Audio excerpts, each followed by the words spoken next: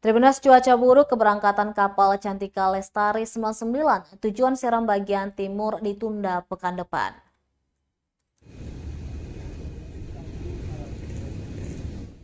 Kapal Cantika 99 tujuan Seram bagian timur batal berangkat Kamis 28 Juli 2022.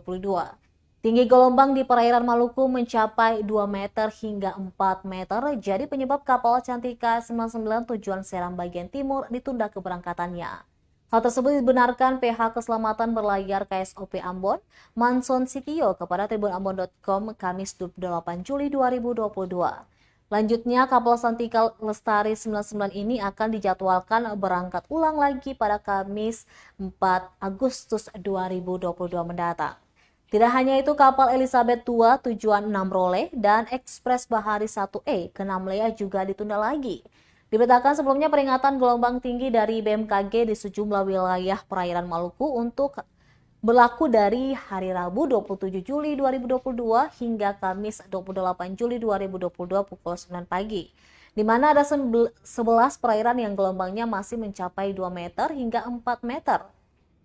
Di antaranya Laut Seram bagian timur, Laut Seram bagian timur dan barat, perairan Pulau Ambon, Kepulauan Lease, perairan selatan Pulau Seram.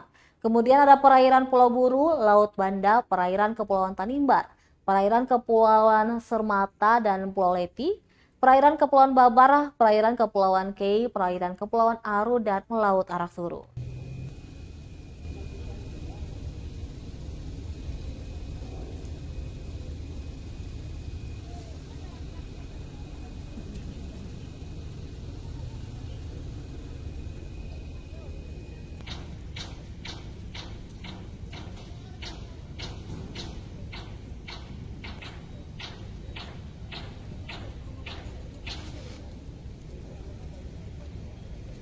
Terima kasih sudah nonton.